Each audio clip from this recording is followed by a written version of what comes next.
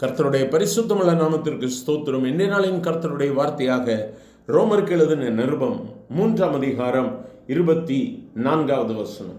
இலவசமாய் அவருடைய கிருபையினாலே கிறிஸ்து இயேசுவுக்குள்ளான மீட்பை கொண்டு நீதிமான்களாக்கப்பட்டிருக்கிறீர்கள்.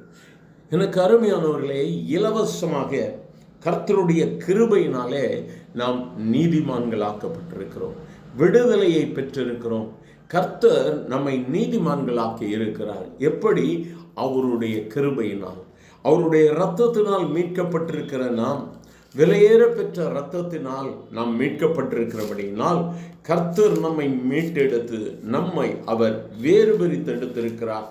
நாம் இந்த உலகத்தோடு கூட இருந்தாலும், உலகத்தின் ஜனங்களோடு கூட இருந்தாலும் அநேக காரியங்களில் அவர் நம்மை பிரித்தெடுத்திருக்கிறார். பவுல் சொல்லும் பொழுது, அவருடைய கிருபையின் ஐஸ்வர்யத்தின்படியே இவருடைய இரத்தத்தினாலே பாவம் மன்னிப்பாகிய மீட்பு இவருக்குள் நமக்கு உண்டாயிருக்கிறது.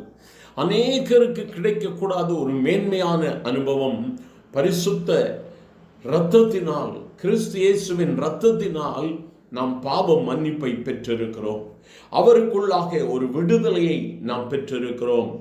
And all are justified freely by His grace through the redemption that came by Jesus Christ.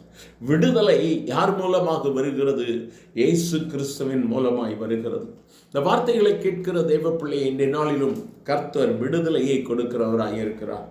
அவரை சார்ந்திருக்கிறவர்களுக்கு அவர் நன்மை செய்கிற தெய்வம். அவரை நம்புகிறவர்களை அவர் ஒரு நாளும் கைவிடுகிற தெய்வம் அல்லவே அல்ல. இஸ்ரவேல் கர்த்தரை நம்பி இருப்பதாக கர்த்தரிடத்தில் கிருபையும் அவரிடத்தில் திரளான மீட்பும் உண்டு என்று சொல்லி சங்கீதக்காரன் சொல்வதை நாம் அறிந்திருக்கிறோம். ஆகவே கர்த்தரிடத்தில் நாம் நம்பிக்கையோடு காத்திருக்கும் பொழுது அவர் தம்முடைய கிருபை நிமித்தமாய் நமக்கு விடுதலையை கொடுப்பார். இன்றைய நாளிலும் ஏதோ ஒரு காரியத்தில் விடுதலைக்காக கர்த்தரை நோக்கி செபித்துக் கொண்டு இருக்கிறீர்களா? என் ஆண்டவர் எனக்கு விடுதலை தர வேண்டும், நான் சிக்கொண்டிருக்கிறேன், போராடி கொண்டிருக்கிறேன், இந்த காரியத்தில் எனக்கு விடுதலை வேண்டும் என்று சொல்லி அவரை நோக்கி கேட்பீர்களானால் இயேசு கிறிஸ்துவின் ரத்தம் இன்று உங்கள் மேல் தெளிக்கப்பட்டு அவர் விடுதலை கொடுக்கிறவராக இருக்கிறார். அவரிடத்தில் திரளான மீட்பு இருக்கிறது. இயேசுவினிடத்தில் திரளான மீட்பும் கிருபையும் இருக்கிறது.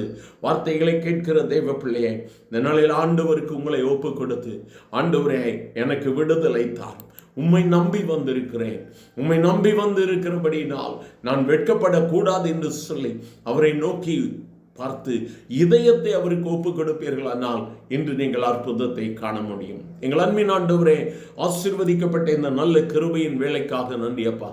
உம்முடைய வார்த்தையின்படியாகவே கர்த்தரிடத்தில் நம்பிக்கையோடு வந்திருக்கிற உம்முடைய பிள்ளைகள் ஒவ்வொருவரும் கர்த்தரிடத்தில் கிருபையும் அவரிடத்தில் திரளான மீட்பும் இருக்கிறது என்று சொல்லி நம்பி உம்மை நோக்கி கூப்பிடுகிற ஒவ்வொருவர் மேலும் உம்முடைய கரத்தை கர்த்தர் வைக்கும்படியாக ஜெபிக்கிறேன்.